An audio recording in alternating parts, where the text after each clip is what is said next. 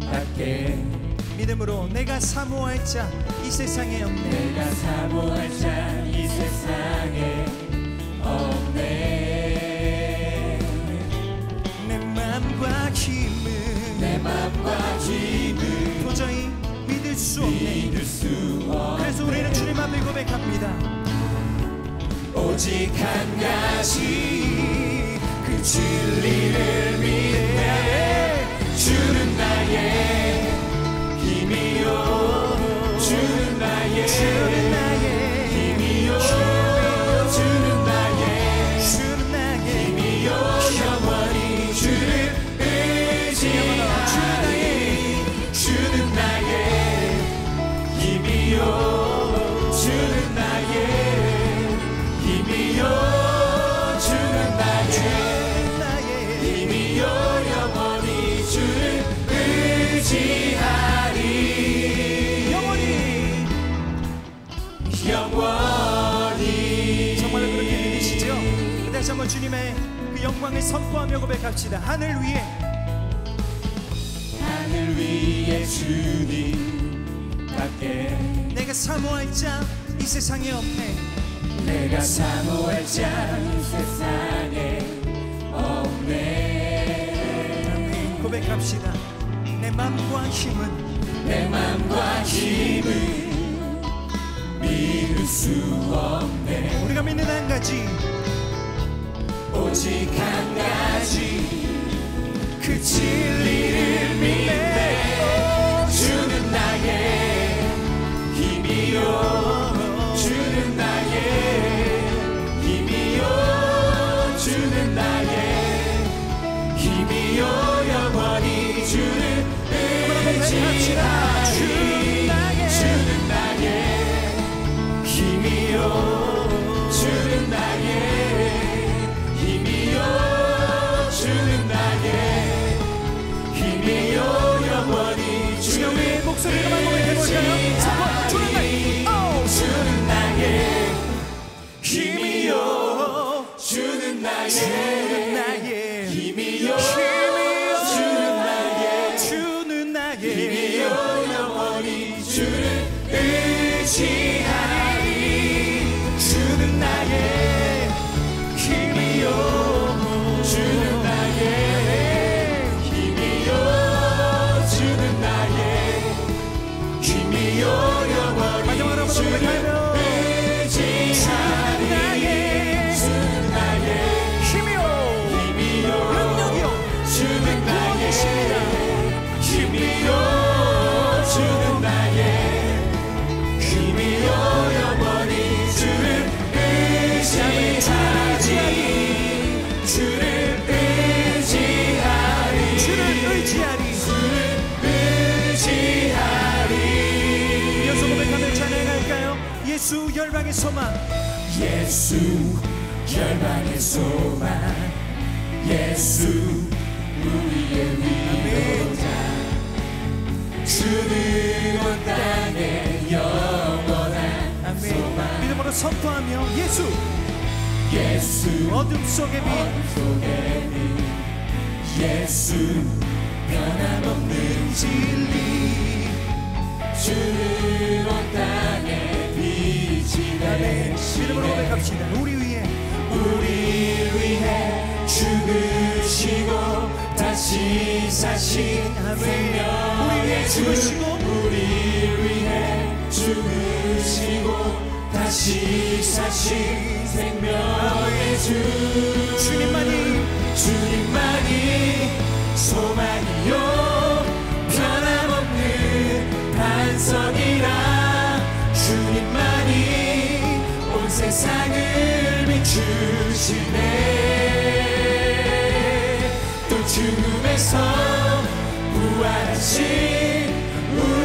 구주 평강의 왕 주를 믿는 모든 자의 소망 믿음으로 고백하며 나는 주를 믿네.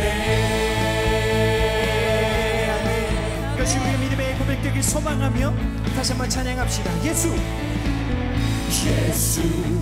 열방의 소망 선포하며 예수 우리의 위로자 주는 온 땅에 영원한 그렇습니다. 예수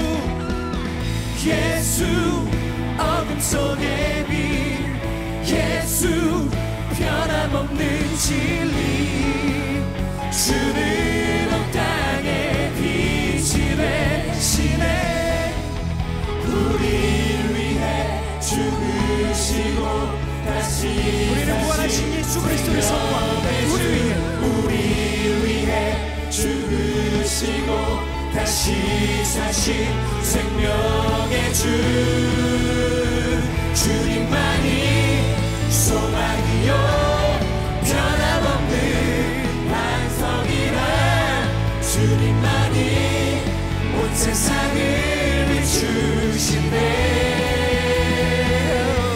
또 죽음에서 부활하신 우리 구주 평강의 왕 주를 믿는 모든 자의 소망 되신 나는 주를 믿네.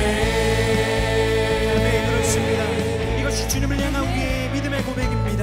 우리 위해 죽으시고 우리 위해 죽으시고 다시 아멘. 그렇습니다. 부활하신 예수 찬양합니다. 우리 위해 죽으시고 다시 사신 영원히 주님 찬양합시다. 우리 위해 죽으시고 다시 사신 생명 마지막으로 한 번 더 우리 위해 죽으시고 다시 사신 생명의 주 주님만이 소망이요 변함없는 반석이라 주님만이 온 세상을 비추시네. 또 죽음에서 부활하신 우리 구주 평강의 왕 주를 믿는 모든 자의 소망 우리 마지막으로 한번 선포할까요? 오직 주님만이 소망이요 변함없는 반석이라 주님만이 온 세상을 비추시네. 또 죽음에서 부활하신 우리 구주 평강의 왕 주를 믿는 모든 자의 소망 선포합시다. 나는 주를 믿네. 예수 열방의 소망 예수 열방의 소망 예수 열방의 소망 예수 열방의 소망 우리 소망 되신 주님 우리 예배 가운데 주님의 소망의 빛을 비춰주신 주님께 다시 한번 뜨거운 박수로 영광 올려드립시다. 할렐루야. 아멘.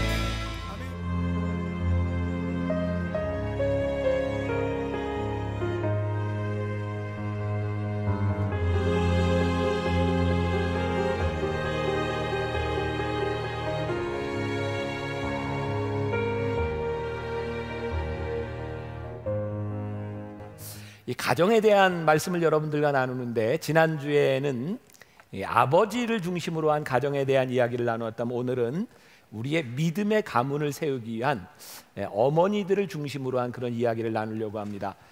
여기 있는 사람들이 누군가의 아버지와 어머니가 될 사람들이기 때문에 그리고 행복한 가정들을 통해서 하나님께서 이 땅에 세우실 일을 기대하기 때문에 여기에 많은 미래의 어머니, 아버지들 이 말씀을 잘 들었으면 좋겠어요. 오늘 본문 디모데후서 1장 2절부터 5절까지 말씀입니다. 디모데후서 1장 2절부터 5절까지 말씀 제가 봉독하겠습니다. 사랑하는 아들 디모데에게 편지하노니 하나님 아버지와 그리스도 예수 우리 주께로부터 은혜와 긍휼과 평강이 내게 있을지어다. 내가 밤낮 간구하는 가운데 쉬지 않고 너를 생각하여 청결한 양심으로 조상 쪽부터 섬겨오는 하나님께 감사하고 내 눈물을 생각하여 너 보기를 원함은 내 기쁨이 가득하게 하려 함이니 이는 내 속에 거짓이 없는 믿음이 있음을 생각함이라. 이 믿음은 먼저 내 외조모 로이스와 내 어머니 유니게 속에 있더니 내 속에도 있는 줄을 확신하노라. 아멘. 사도 바울이 영의 아들 그 디모데를 바라보며 굉장히 흐뭇한 그런 편지를 쓰고 있는 것입니다. 내가 너를 보니까 너무너무 기쁘다. 왜냐하면 내 속에 있는 믿음, 그리고 그 믿음이 조상 쪽부터 있던 그 믿음, 너의 외할머니와 어머니께로부터 있는 믿음을 보니 내가 너무너무 기쁘다. 저는 사도 바울의 이런 말이 참 이해가 됩니다. 제가 교인들을 바라보며 제일 행복한 말이 있다면, 야, 내가 네 어머니와 아버지의 믿음을 따라 이렇게 신앙생활을 하는 내 모습을 보니 정말 기쁘다. 아마 목회자에게 이것보다 더 큰 기쁨이 어디 있을까라는 생각이 들어요. 어떤 동화에 나오는 이야기입니다. 고목나무 구멍에 한 다람쥐 가족이 살고 있었어요. 가난했지만 행복한 가정입니다. 어느 날 남편 다람쥐가 말을 합니다. 여보, 숲속의 다른 동물들에 비하면 우리가 너무 못 살지. 이제 우리 가족의 행복을 위해 내가 열심히 일할게. 그래서 아빠 다람쥐, 남편 다람쥐는 해가 뜨기도 전에 숲에 들어가서 과일과 열매를 모으고 밤늦게 집에 귀가합니다. 곧 이 다람쥐의 가정은 그 산에서, 그 동산에서 가장 잘 사는 가정이 되었고 집도 좋은 나무로 옮기게 되었어요. 그런데 문제가 생겼습니다. 그 가정에 남편과 아빠가 없어진 거죠. 어느 날 새벽녘에 들어온 남편을 향해서 아내가 이야기합니다. 여보, 우리 가족은 너무 외로워요. 애들도. 당신이 정말 우리를 사랑해요? 아빠 다람쥐가 화를 버럭 냅니다. 아니, 내가 누구 때문에 이렇게 일하고 있는데, 내가 우리 가족을 사랑하지 않는다면 내가 왜 이렇게 일하는데, 다 우리 가족을 위해서 일하는 거야. 이렇게 싸우는 소리에 애기 다람쥐들이 깼습니다. 큰 형 다람쥐가 아이들에게 이야기합니다. 얘들아, 잘 봐. 저분이 우리 아빠야. 저분은 굉장히 열심히 일해. 우리가 가진 것은 다 저분이 사준 거야. 막내 다람쥐가 이렇게 말합니다. 형, 그럼 저분한테 우리 아빠 좀 사달라 그럴까? 라고 말을 합니다. 누구의 이야기일까요? 우리들 가정에서 흔히 볼 수 있는 그런 이야기들입니다. 우리는 그런 이야기를 참 많이 듣습니다. 내가 누굴 위해서 이렇게 열심히 일하는 줄 알아? 내가 누굴 위해서 희생하는데. 아마 정상적인 엄마와 아빠라면, 아마 정상적인 가정의 일원이라면 아마 가족을 위해서 내가 이만큼 헌신한다고 이야기하는 것이 당연할 줄 모릅니다. 그런데 문제는 내가 이렇게 가정하는 그 희생으로 인하여 내 가정이 행복해지지 않는다는 겁니다.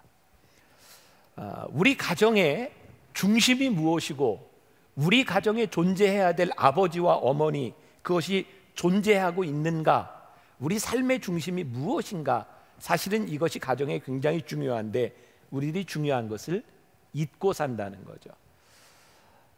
사도 바울에게 있어서 디모데를 바라보며 너무너무 감사했던 것, 너에게 내려오는 믿음의 전통, 그것이 너에게 있는 것이 참 좋다.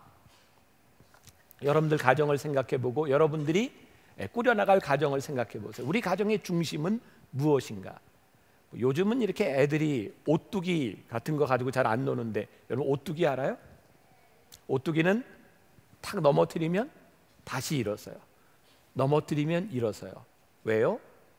가운데 중심이 되는 무게중심의 추가 있어요. 오뚜기는 아무리 넘어뜨려도 그 중심 때문에 다시 섭니다. 우리가 살아가는 우리 인생의 가정에 대한 문제들은 누구나가 동일하게 겪는 문제들이 있습니다. 여러분들이 지나왔던 사춘기, 여러분들이 나이가 들면 아마 여러분들이 갱년기도 겪게 될 것이고 부부간의 위기도 겪게 될 것이고 자녀들 때문에 문제들도 겪게 될 것입니다. 우리는 쓰러지는 일이 참 많을 겁니다. 너무 버거운 일들이 많을 거예요. 문제는 우리 가정의 중심이 무엇이냐에 따라 넘어졌다가 일어설 수 있는가, 우리에게 중심이 있는가에 대한 문제죠. 제가 실험을 한번 합니다. 여러분들 앞을 보세요. 뭐가 보여요? 내가 보여요? 진짜요? 근데 여기에 여러분들 지금 내가 보이죠? 근데 여기에 나만 있나요? 다른 것도 있어요. 여러분들 눈에 왜 내가 보일까요? 잘생겨서 이런 얘기는 하지 말고. 왜 내가 보이죠? 잘생겨요 그런 얘기 하지 말라니까. 하도 들어서. 왜 내가 보일까요? 여러분들이 보려고 작정했기 때문이에요. 여러분들 보세요. 우리 주변에는 너무 많은 것들이 지금 있어요. 근데 우리들 눈에 보이는 것은 내가 보기로 한 것이 보입니다. 지난주에 내가 우리 가정에 대한 얘기야, 제 아내에 대한 이야기도 했지만 제 아내가 거의 퍼펙트합니다. 네, 거의. 근데 한 가지 단점이 귀가 잘 안 들려요. 여러분들 귀가 잘 안 들리는 여자하고 산다는 게 얼마나 힘든 일인지 몰라요. 그래서 내가 보청기를 해줬어요. 여러분들 혹시 우리 청년들하고 같이 이렇게 우리 집사람이 식사할 때도 같이 있잖아요. 근데 우리 집사람 귀가 잘 안 들려요. 여러분들 하는 이야기를 듣고 우리 집사람이 빙그레 웃는 건 못 알아들었다, 이런 의미입니다. 귀가 잘 안 들려요. 그래서 내가 보청기를 해줬거든요. 근데 보청기를 안 하려고 그래요. 보청기를 끼면 안 들리던 소리가 다 들려요. 그래서 보청기를 끼고 잘 활용하려면 훈련과 연습이 필요합니다. 뭐냐면 내가 듣고 싶은 소리를 골라 들을 수 있어야 됩니다. 그렇지 않으면 보청기는 너무너무 시끄러워서 힘듭니다. 자, 내가 무슨 이야기를 하려고 그러는가? 우리들이 듣고 보는 것들은요, 사실은 우리들이 훈련을 통해서, 그리고 우리들의 마음의 결심을 통해서 듣고 봅니다.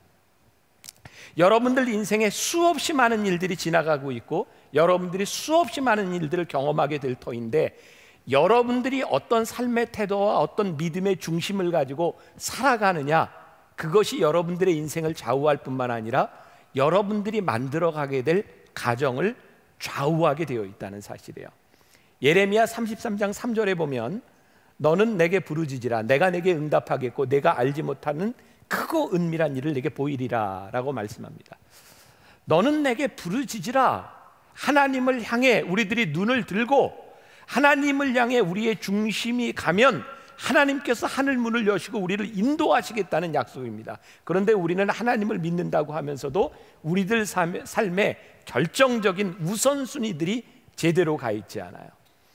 제가 남성 성경 공부를 하면서 내가 끊임없이 아버지 된 사람들에게 이야기하는 게 있어요. 첫째, 인생을 살아가는데 하나님 중심으로 생각하십시오.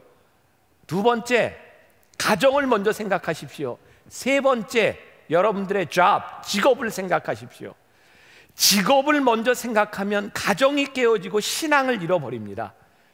내가 아무리 직업을 가지고 열심히 일한다고 해도 깨어진 가정, 깨어진 신앙, 그것은 우리들에게 너무너무 위험한 일입니다.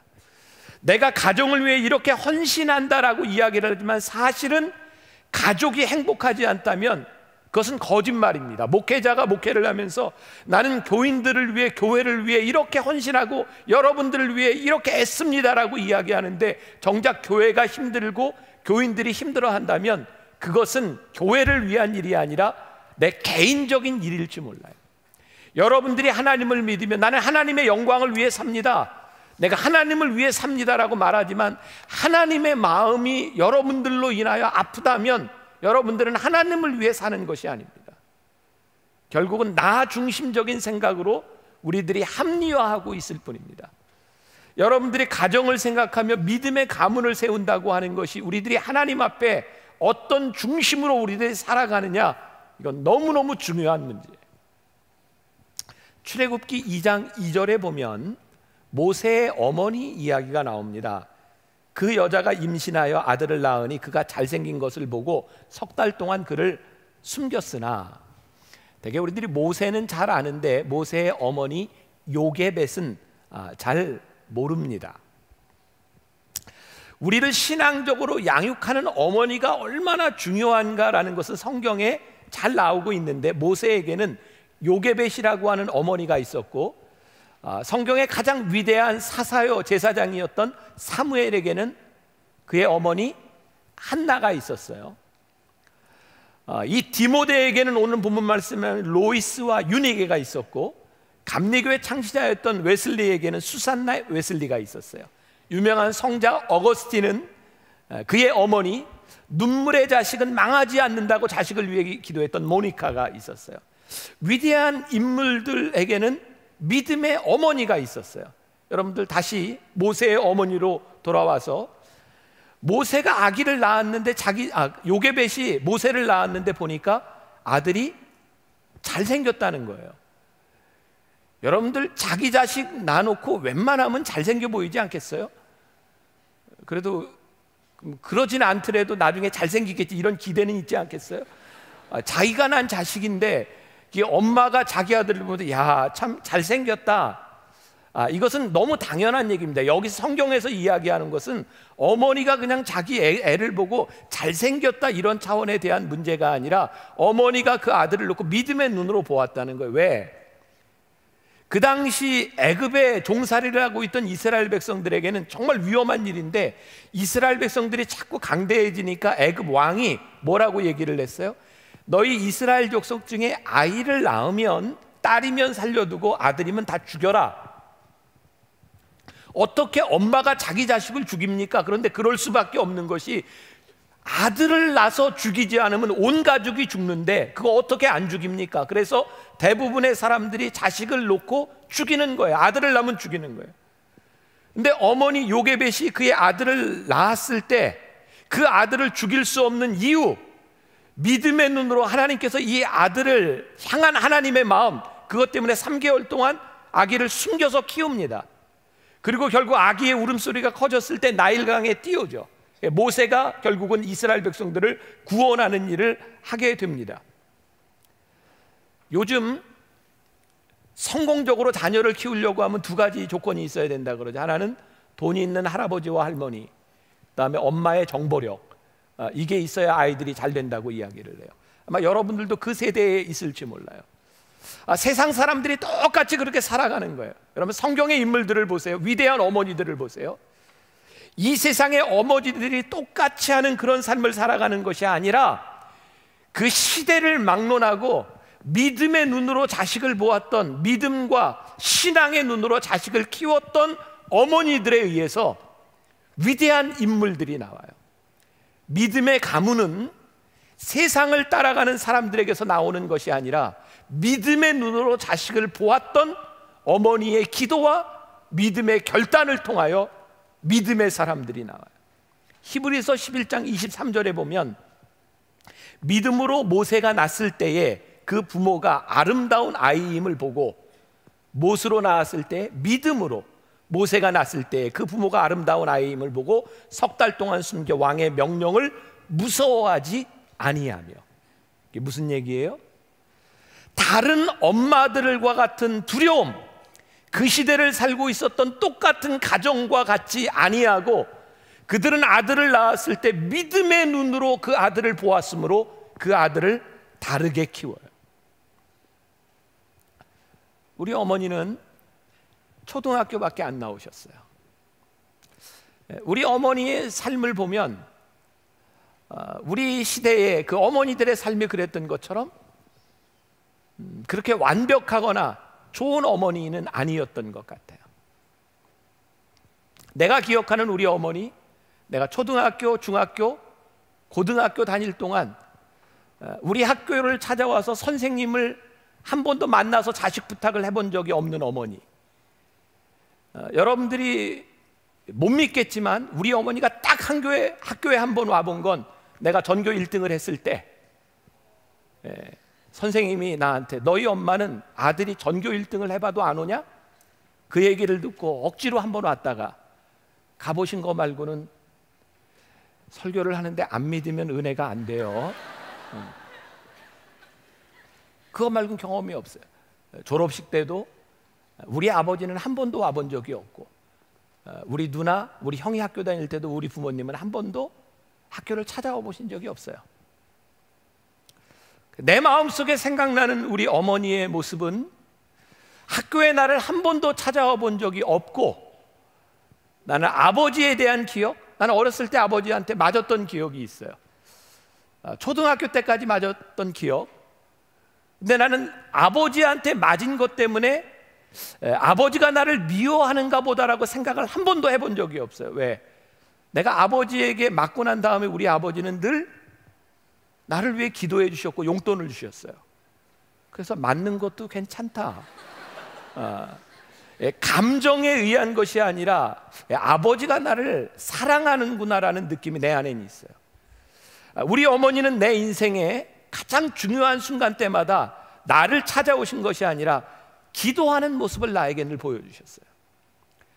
내 가슴 속에 새겨져 있는 어머니, 그 어머니는 우리 시대를 살아가는 다른 어머니 같지 않았어요. 왜?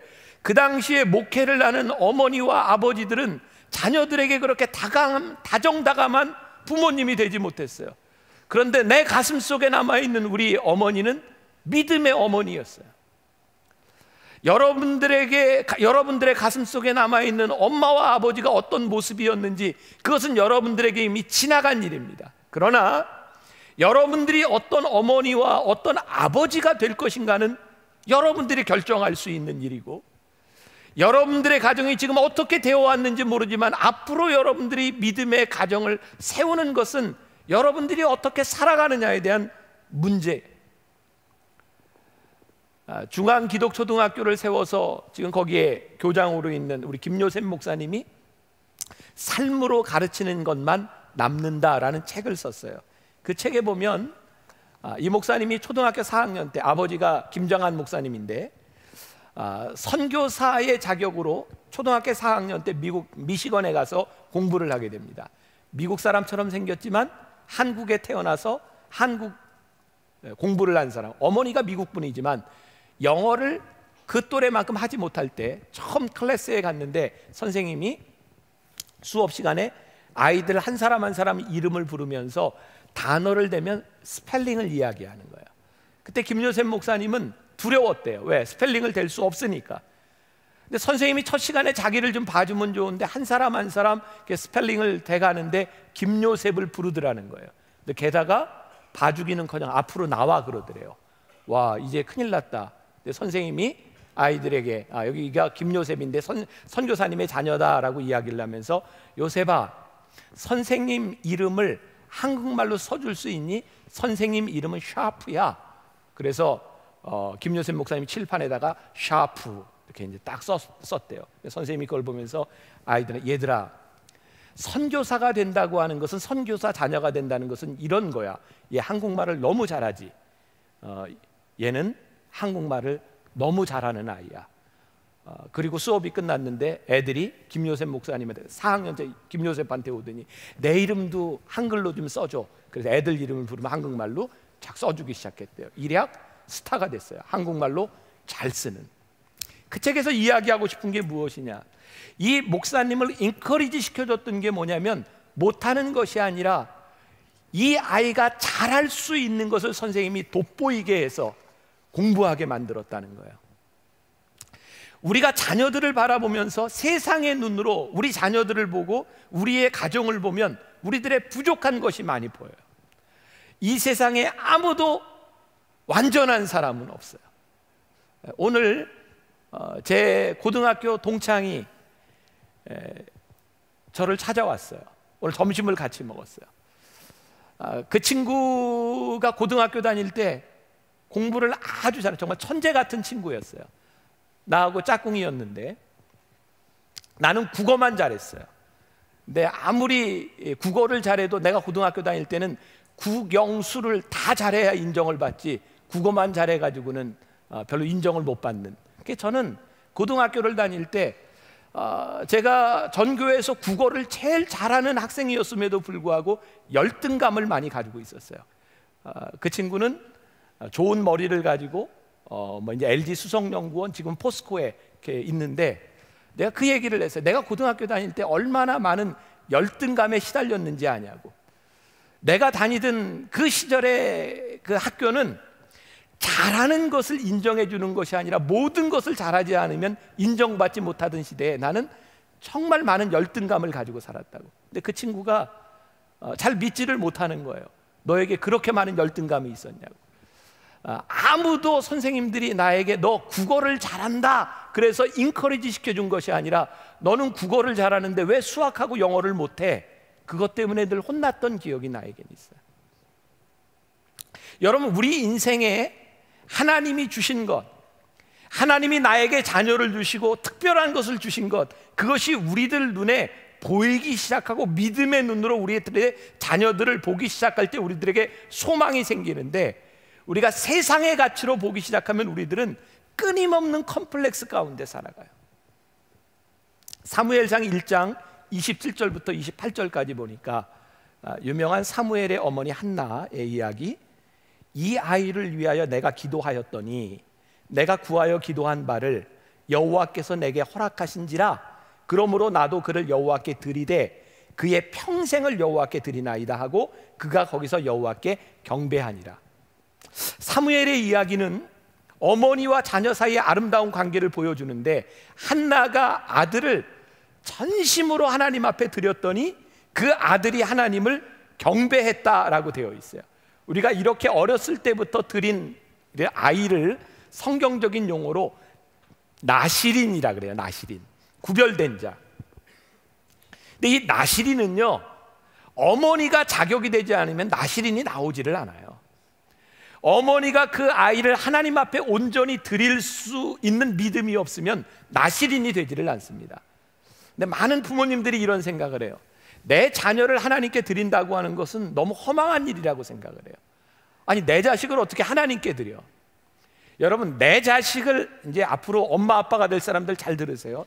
내 자식을 하나님께 드린다고 하는 것은 내 자식을 포기한다는 것이 아니라 나에게 주신 자식이 하나님의 소유이므로 하나님께 맡겨드립니다. 하나님 안전합니다. 하나님 이 아이를 맡아주세요 라고 하는 겁니다. 그랬더니 이 아이가 하나님께 맡겨줬더니 사무엘이 어떻게 해요? 평생 하나님을 경배하고 하나님을 예배합니다. 여러분, 하나님을 예배하는 사람들이 어떻게 잘못될 수 있습니까? 우리가 믿음의 가문을 세우는데 우리에게 주신 자녀와 가정을 하나님께 드리고 우리 가정, 우리 가문이 하나님을 예배하는 가정이 되는데 어떻게 잘못될 수 있겠습니까? 저는 그래서 믿음의 가문을 세우는 것만큼 안전한 가정이 없다고 생각해요. 한번 여러분들 가정을 생각해 보세요. 우리의 가정은 정말 믿음의 가정이라고 이야기할 수 있겠는가? 하나님께서는 우리의 가정이, 여러분들의 가정이 천대에 이르기까지 믿음의 가문이 되기를 원하세요. 그런데 불행한 일은 위대한 모세를 이어서 위대한 가문을 이루었다는 말이 없어요. 사무엘의 자식들이 위대한 믿음의 가문을 이어갔다는 이야기가 없어요. 위대한 왕 다윗의 아들 솔로몬 때를 지나가면서 그 가문이 끝이 나요. 저는 놀라운 사실을 발견하게 됩니다. 하나님이 우리들에게 믿음의 가문을 이루어 주시기를 원하시는데 중요한 것은 하나님께서 그 다음과 다음 세대에도 개인적이고 인격적인 신앙의 관계를 원하시는구나. 여러분들의 부모 세대가 축복을 받고 믿음의 가문을 이루고 여러분들에게 그 믿음이 내려가야 되고 그 믿음이 다음 세대로 전달되지 않으면 믿음의 가문을 이룰 수 있는 것이 아니구나. 결국 우리들이 어떻게 이 믿음을 계대되어 내려가도록 할 것인가, 이것이 아주 중요한 문제예요. 제가 액션 플랜, 여기 이제 여러분들 20페이지, 21페이지에 가정에 대한 것이 있는데 여러분들이 어디에 해당되는지 몰라요. 제가 요번에 너무너무 기분 좋은 건 우리 결혼 예비 학교에 사람들이 일찍 차서 못 들어온 사람이 있다는 거예요. 너무너무 기분이 좋은 거예요. 야, 못 들어온 사람이 있네. 요즘 우리 교회 과정 중에 못 들어오는 사람이 있어요. 너무너무 좋아요. 이제 빨리 신청 안 하면 안 돼. 왜? 그만큼 소중하다는 것을 알았기 때문에. 그리고 우리들의 마음 가운데 이 가정으로 믿음을 세워가겠다고 하는 것들이 우리들에게 있기 때문에. 잠언 22장 6절에 멋진 말이 있어요. 같이 한번 봅시다. 같이. 마땅히 행할 길을 아이에게 가르치라.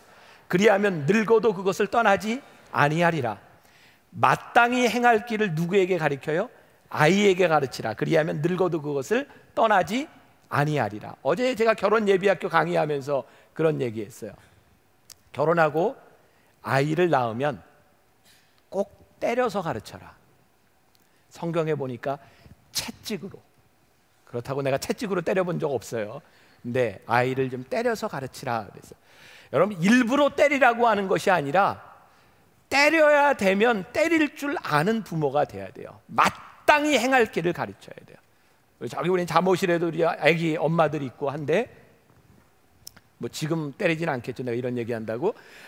때려서 가르치라 라고 하는 이야기가 뭐냐면, 마땅히 행할 길을 가르치도록 어렸을 때부터라도 매를 대서라도 마땅한 것이 무엇인지를 가르치라는 거예요. 어렸을 때 아이들에게 예배가 무엇이고 예배의 태도가 무엇인지를 가르치고 삶에 옳은 일이 무엇인지를 가르치라는 거예요. 토미 텐이라고 하는 사람이 다윗의 장막이라고 하는 책에서 이런 말을 합니다. 우리가 뭘 원하는지 알지만 진정 우리에게 필요한 것이 무엇인지를 아는가? 우리들은 자녀들이 원하는 것을 들어줘야 돼 좋은 부모라고 생각해요. 혹시 여러분들은 여러분들의 부모로부터 여러분들이 원하는 걸 들어주지 않았기 때문에 원망이 있는지 모르겠어요. 근데 가만히 생각해 보세요. 우리들에게 필요한 것은 원하는 것이 아닙니다. 우리에게 필요한 것이 무엇입니다. 자녀들에게 우리들이 가르쳐야 되는 것은 자녀들이 원하는 것을 주는 것으로 되는 것이 아니라 마땅히 행해야 될 것이 무엇인지를 가르쳐줘야 되는 거예요. 영국의 유명한 던컨 캠벨이라는 목사님이 있어요. 유명한 설교가입니다. 40대 후반에 소위 그의 삶의 전성기를 지나고 있을 때, 지금도 영국에는 캐직 사경회라고 하는 것이 유명합니다. 거기에 강사로 스피커로 쓰는 것은 굉장히 영예로운 일입니다. 던컨 캠벨 목사님이 캐직 사경회에 강사로 섰을 때 예상치 못했던 15살 난 딸이 그 집회에 참석합니다. 그리고 아버지에게 이렇게 이야기를 합니다. 아빠, 왜 하나님은 예전처럼 아빠를 사용하지 않으시죠? 그 얘기에 목사님이 충격을 받습니다. 그리고 그 말 앞에서 하나님과 씨름하기 시작합니다. 그리고 하나님이 원하시는 것은 유명한 설교단에서 명설교로 일하는 것이 아니라 자신을 하나님이 원하신다는 걸 깨닫게 됩니다. 그리고 이 목사님은 고민하다 헤브리디스 군도로 선교사로 떠나고 거기서 하나님의 역사를 경험하게 됩니다. 그의 삶의 전성기에서 그는 하나님이 쓰시지 않는 것에 대해서 고민하기 시작합니다. 오늘날 많은 사람들이 하나님을 믿으며 육신적으로 세상적으로 일이 잘 돼가면 내가 하나님 앞에 쓰임받고 있다고 착각할 때가 많이 있습니다. 근데 자식의 눈에 부모의 모습이 보이는 겁니다. 하나님이 쓰시지 않는 신앙적이지 못한 모습이 보이는 겁니다. 여러분, 우리들이 마땅히 행할 길을 행하지 않으면 우리들의 자식들은, 우리의 자녀들은 우리들이 말하는 대로 따라하지 않습니다. 우리들이 하는 것을 보고 배웁니다. 오늘날 저는 교육에 대한 가장 큰 문제 가운데 하나가 너무 어린 아이들과 젊은 세대들을 배려하는 것이 문제라고 생각해요. 청년부 사역을 하면서, 그리고 만나교회 목회를 하면서 연세 많은 어른들과 많이 제가 싸웠습니다. 왜냐하면 아이들을 위해서, 다음 세대를 위해서 좋은 공간과 좋은 것을 배려해야 된다고, 저 나름대로 젊은이와 아이들을 위해서 최대한 배려하기 위해서 많이 애썼습니다. 근데 어느 날 하나님께서 저에게 그런 마음을 주시는 거예요. 물론 앞으로도 저는 다음 세대를 위해서 많이 애쓸 겁니다. 그러나 그렇게 애쓰고 배려하는 것만이 좋은 것은 아니다. 힘들고 어려운 상황을 믿음으로 이겨나가는 것을 배우고 훈련시키는 것도 너무너무 중요한 일이다. 저는 만나교회의 소망을 봅니다. 뭘 보느냐가, 제가 만나교회 목회를 하면서 뭐 잘한 일 중에 하나가 있다고 하면, 물론 잘한 게 많겠죠. 근데 그 중에 하나가 있다고 하면, 우리 교회 변화산 기도회를 시작할 때 아이들을 참석하게 한 일이었어요. 제가 15년 전, 벌써 17년 전이네요. 한국에 처음 나와서 그때도 변화산 기도회가 있었어요. 변화산 기도회에 정말 나온 어린이는 우리 아들과 딸 딱 둘밖에 없었어요. 근데 제 마음속에 하나님이 그런 소원을 주신 거예요. 하나님, 우리가 어렸을 때, 어린 세대에, 제가 초등학교를 다닐 때 어른들이 드리는 저녁 예배, 수요 예배 안 나가면 안 된다고 배웠고, 어렸을 때 그거 다 듣고 알았는데 왜 우리는 요즘 아이들은 어른 예배에 참석해서 이해하지 못한다고 생각하는가? 왜 청년들은 청년들만을 배려하고 중고등학교는 중고등학생들만 배려해야 걔네들이 신앙생활을 할 수 있다고 생각하는가? 왜 우리는 신앙의 야성을 키워주지 않는가? 그래서 제가 담임 목사가 되고 나서 우리 교육부에 우리 새벽 예배에 아이들 참석할 수 있도록 독려합시다. 아이들이 모이기 시작했어요. 근데 아이들을 배려하자는 이야기가 나왔어요. 새벽 5시 본당에 들어오기 위해서는 4시 반까지 온 아이들이 목사님의 설교를 어떻게 이해하겠습니까? 아이들을 위해서 그 시간에 아이들을 위한 새벽 기도를 따로 하면 어떻겠습니까? 그리고 아이들에게 물어보니까 아이들이 다 싫대요. 우리 어른하고 예배 드리겠대요. 그러면서 다 자요. 그래서 여러분, 새벽에 예배 분위기가 너무너무 좋잖아요. 애들이 자기 때문이에요. 우리가 저녁 예배하고 새벽 예배 둘로 나눴을 때 예배가 너무너무 힘들었어요. 저녁이 더 많이 모였거든요. 애들이 와가지고 막 뛰어다니고 너무너무 힘들게. 그래서 저는 애들이 새벽에 와서 다 자는 줄 알았어요. 근데 아이들이 쓴 기도 제목을 보고 저는 깜짝 놀랐어요. 잔다고 생각했던 아이들이요, 못 알아듣는다고 생각했던 아이들의 기도 제목을 보니까 아이들의 설교를 듣고 있어요. 이해하고 있어요. 요번에 우리 M키즈 어린아이들 중에 하루도 안 빠지고 개근한 아이들이 650명입니다. 놀랄 얘기는 할 땐 놀래야 정상이에요. 개근한 아이들이 650명입니다. 네, 놀랍지 않아요? 근데 저는 소망을 봅니다. 이 아이들에게 얼마나 힘든 시간이었겠습니까? 애들 중에는 새벽에 나오면서 코피가 터져요. 그 아이들이 나오는 게 얼마나 힘든 시간이겠습니까? 그러나 이 아이들에게 이런 훈련의 시간들이 이 아이들에게 심어주는, 가슴에 심겨진 뜨거운 경험이 있는 거예요. 그 경험이 이 아이들의 삶을 인도해 가는 거예요. 그래서 우리 신앙에 있어서는요, 우리들이 해야만 되는 일에 대한 훈련들이 우리들에게 필요한 거예요. 성공적인 훈련은 규칙을 이야기해 주는 것이 아니라 그것을 지키는 습관을 우리들이 가지는 거예요.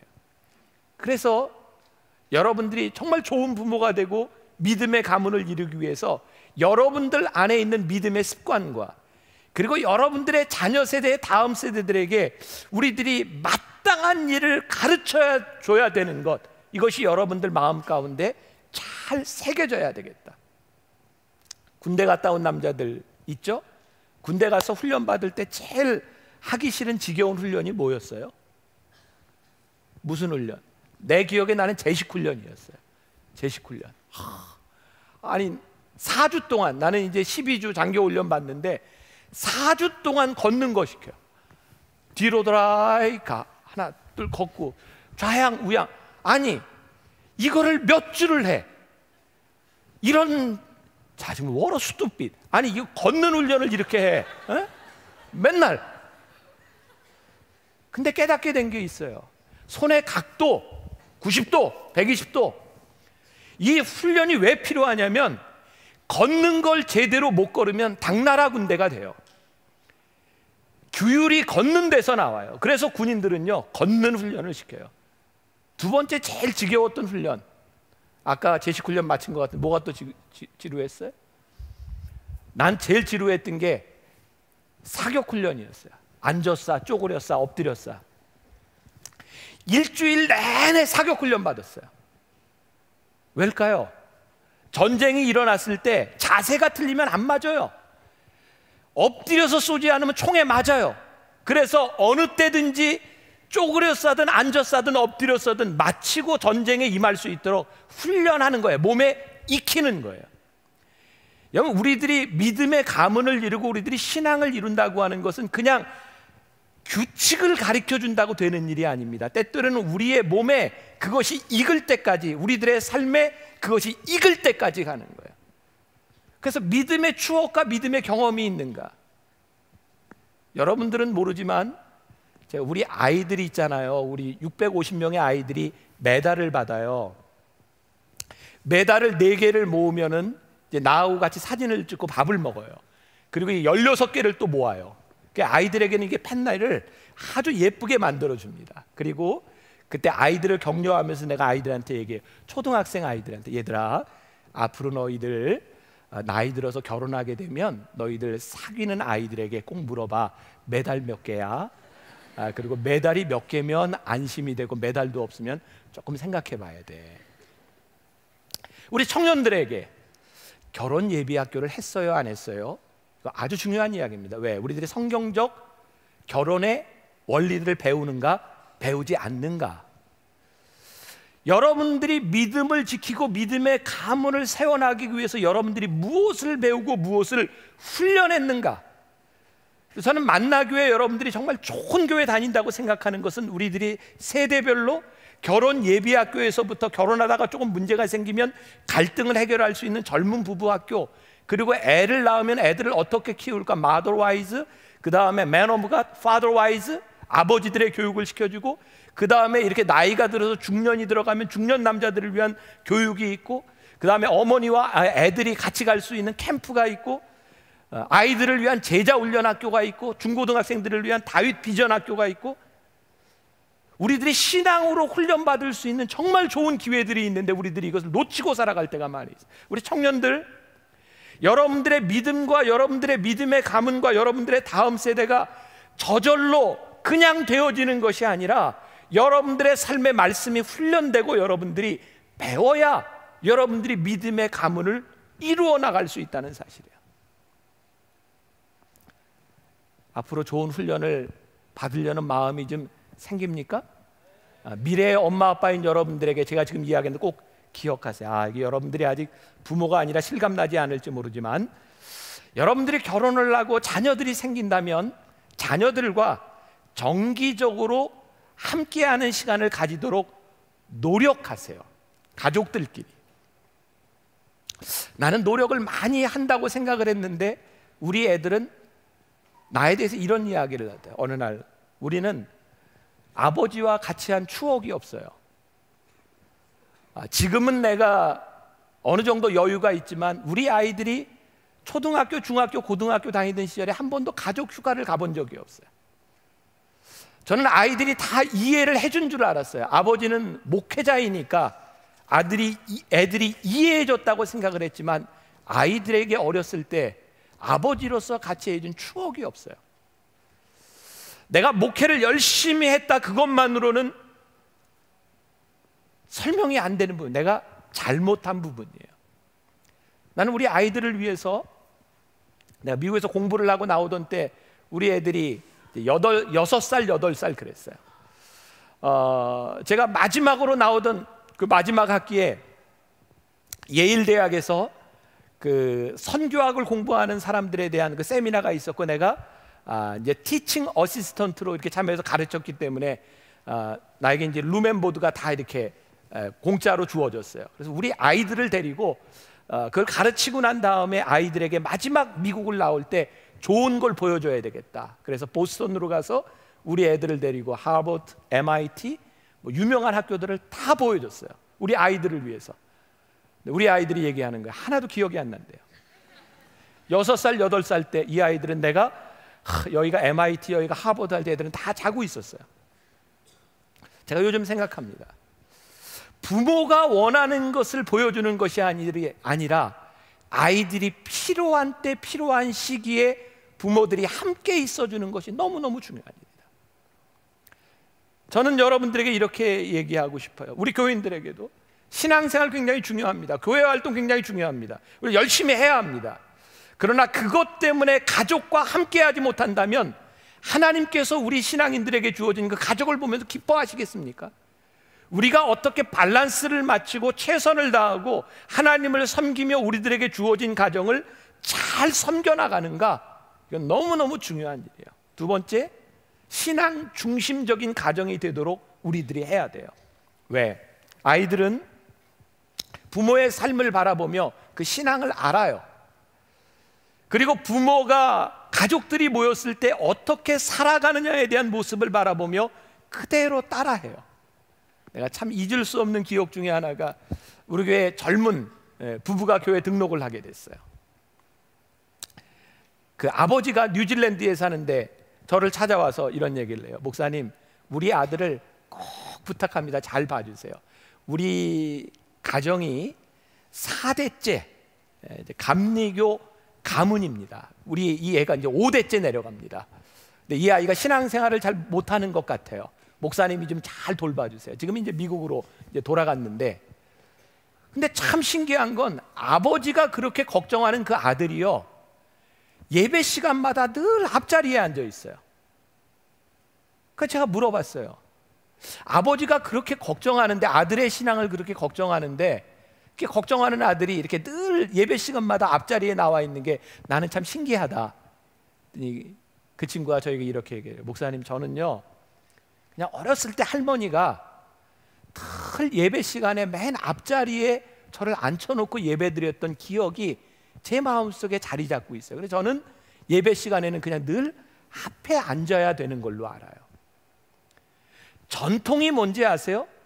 여러분들이 보고 배웠던 것이 신앙의 전통과 믿음의 가문이 돼요. 여러분들이 명절에 모였을 때, 여러분들의 가족이 모였을 때 여러분들이 하고 있던 그 모습들이 다음 세대에 그대로 이어져 내려가는 거예요. 여러분들이 꼭 기억하세요. 여러분들이 가정을 이루었을 때 여러분들이 어떤 신앙 중심적인 가정의 모습을 만들어 가는가. 우리 가정은요, 뭐 하든지 모일 때마다 늘 처음에 부르는 찬양이 있어요. 지금까지 지내온 것 주의 크신 은혜라. 왜냐하면 우리 아버님이 생일이든 추석이든 뭐든 지금까지 지내온 것. 요즘 우리 식구들이 우리 아버님 그 무덤에 이렇게 가잖아요. 지금까지 지내온 것. 우리 어머님 요양원에 치매로 계세요. 지난주에 내가 갔을 때 지금까지, 저희 어머니 그거 따라하세요. 치매에 걸려서 아무것도 기억 못 하시는데 그 찬양을 따라하세요. 우리의 가정에 그냥 스며들어 있는 전통이에요. 여러분들에게 어떤 믿음의 전통들이 있는가? 자, 그 다음 세 번째 중요한 게, 가족들이 모였을 때 예배가 지루하지 않아야 된다. 여러분 결혼하면 꼭 기억하세요.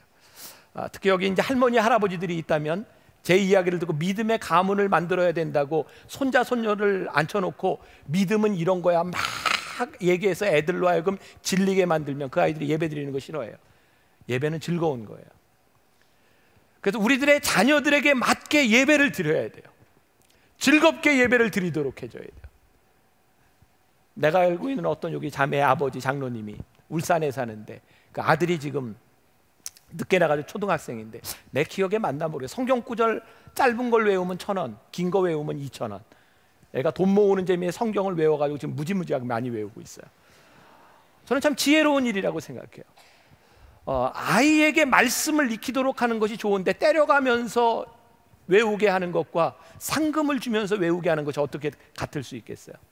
그래서 예배가 즐겁고 예배가 우리들의 삶에서 기억될 만한 것이 되는 것, 아주 중요한 일입니다.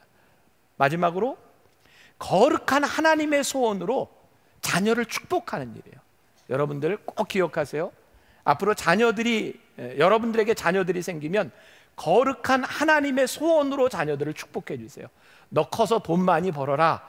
뭐 또 요즘 부모들 그런 사람들이 애들한테 계속 주입시켜요. 야, 너 커서 돈 많이 벌면 엄마 아빠 네가 꼭 책임져야 된다. 엄마 아빠 꼭 책임져. 이런 거 말고 이 아이에게 거룩한 소원, 하나님께서 너를 통해서 이 민족의 소망이 되기를 원하시고, 너를 통해서 이 나라와 이 민족이 바로 세워지기를 원하고, 너를 통해서 하나님께서 좋은 리더가 되셔서 이 세상을 바꿀 수 있는 사람이 되기를 원하신다고 하는 그 소원을 여러분들이 축복해 주시라 이 말이에요. 저는 가정이라고 하는 이런 믿음의 가문을 떠나서 우리가 함께 있는 이 믿음의 공동체가 너무나 중요한 믿음의 가문이라고 생각하거든요. 서로가 서로에게 하나님의 소원을 가지고 축복해 주는 공동체. 여러분, 교회가 다른 공동체하고 틀린 이유가 뭐예요? 여러분, 서로 경쟁하는 사회에서 여러분들이 만난 공동체와 여러분들이 서로 기도하며 서로 격려할 수 있는 공동체를 가진다는 게 여러분들에게 얼마나 축복된 일입니까? 아까 우리 청년부 목사님이 얘기했죠. 나무 공동체에 들어가라. 단순히 공동체에 대한 문제보다 여러분들이 함께 축복하는 믿음의 공동체를 만든다는 것, 얼마나 소중한 일이고, 저는 교회가 이 땅의 소망이라고 생각하는 이유가, 이 나라와 이 민족을 바꿀 수 있는 것은 우리의 가정부터 시작돼요. 우리 만나교회에 속한 여러분들의 가정이 믿음 안에서 바로 서야 이 나라와 이 민족의 소망이 있어요. 그래서 여러분들은 소망 있는 공동체에 여기 들어온 사람들이고, 정말 여러분들 가운데서 믿음의 좋은 가문들이, 여러분들의 다음 세대들이 만들어질 수 있기를 주님의 이름으로 간절히 축원합니다.